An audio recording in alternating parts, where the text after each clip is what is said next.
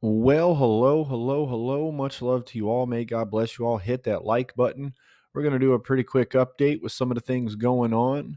May God bless you all. And I like to say before we get into this, go check out the Bible reading today, April 18th, 3 Psalms a day to keep the enemy at bay.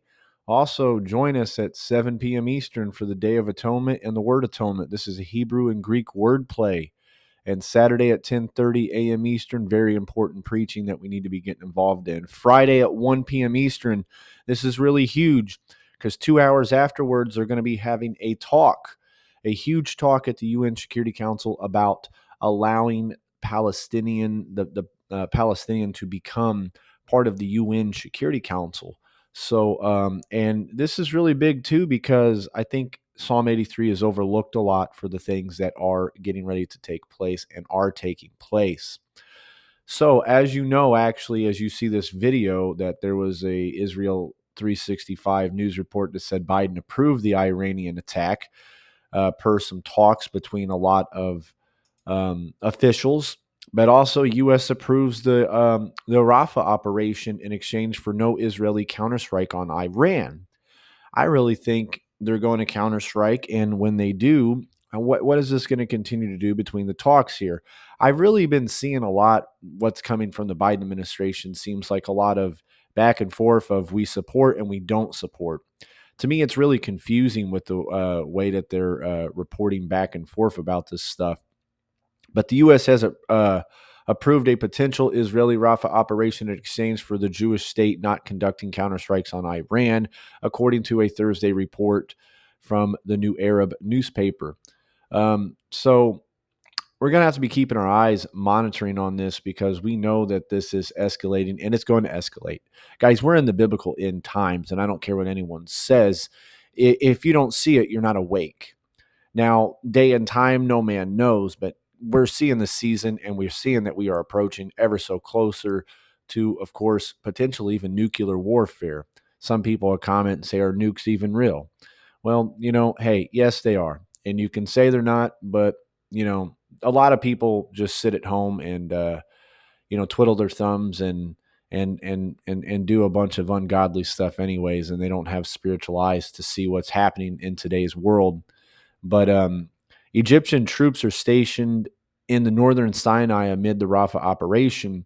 So these are all going to be playing part with the Psalm 83 video that I'm releasing out on Friday. And it's very key to also look at the ancient map to see exactly what is taking place. So the IDF wraps up the central Gaza raid, says that 100 terror sites were destroyed and 40 operatives were killed. So as we scroll down here,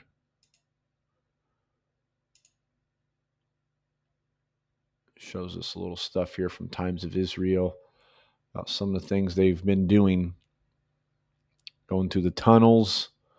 It's been a really long operation. We're entering close to 200 days of this operation taking place. So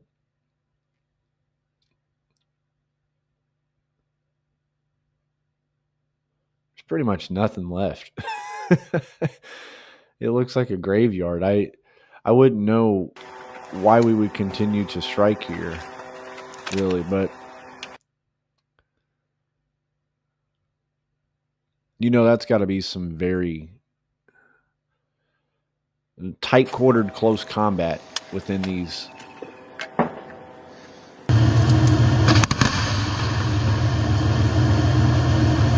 תחנות אחת כאן קודקוד, לי בכל זאת חשוב להגיד לכם רגע איזה משהו, אנחנו עוברים ממבצע למבצע, יוצאים, נכנסים, לי בכל זאת חשוב רגע להזכיר לכם עד כמה זה כבוד עבורי לפקד עליכם, ועד כמה שזה לא מובן שאחרי חצי שנה הצקח הזה עם הגדודים הנהדרים שלו והמפקדת החטיבה המדהימה שלו ממשיך להילחם יום אחרי יום.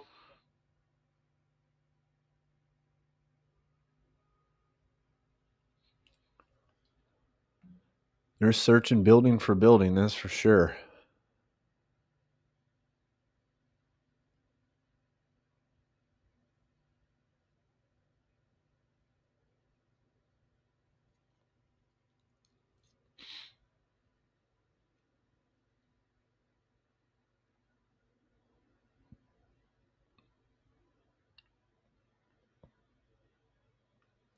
totally changed the camera, like distorted the view a little bit.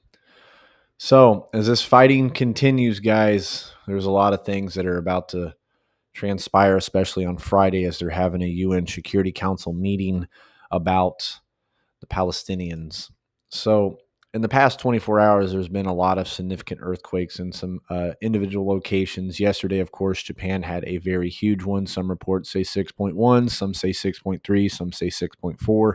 Either way, it was a very large one. I'm only going to talk about some fours and higher. We see 25 minutes ago here in the northern Pacific Ocean, there was a 4.7.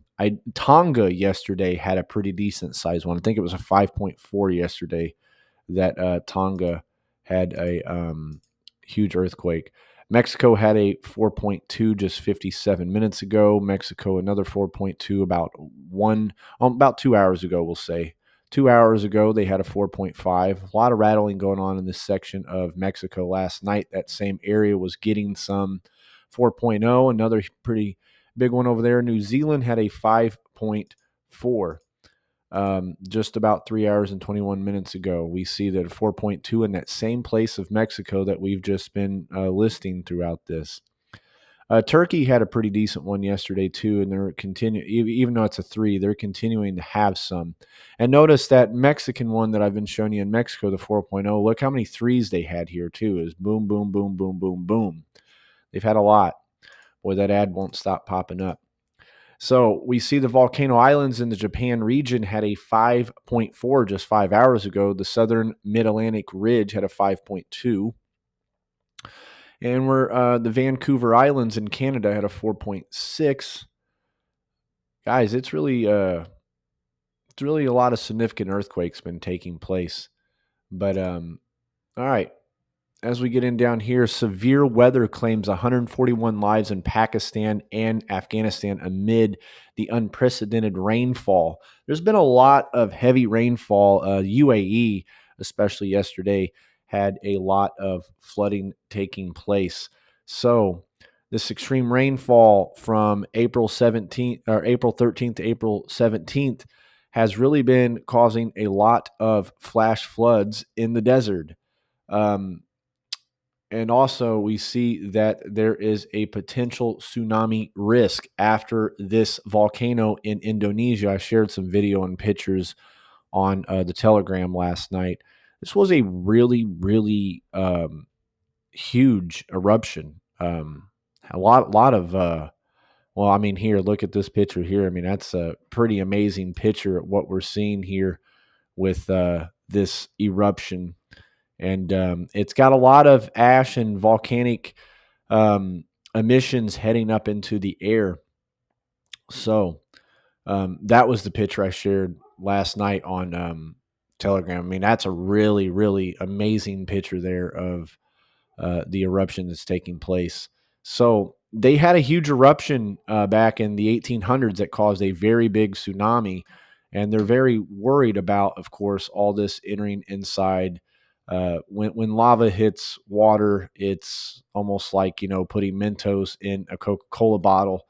It's not very pretty, especially the huge eruption that they have had here. So guys, we got a lot that could be taking place in the next few days. And I think it's really important for us to understand some of the prophecies in the Bible when it comes to wars in the end times. So, once again, hit that like button. Join us Friday at 1 p.m. Eastern for that. Go in and listen to the 4-minute Bible reading, 7 p.m. Eastern.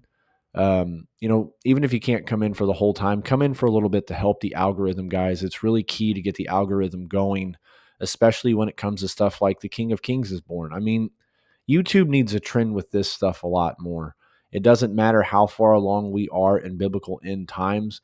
The fact of the matter is that we are to continue to fellowship. We are to continue to seek the Lord, and we are continue to be in the Word and to study. There is nothing in the Bible, there is nothing in the words of the Lord that tells us to ever stop these things. These are very important to our lives, especially if we want to abide in Christ. So much love, and may God bless you.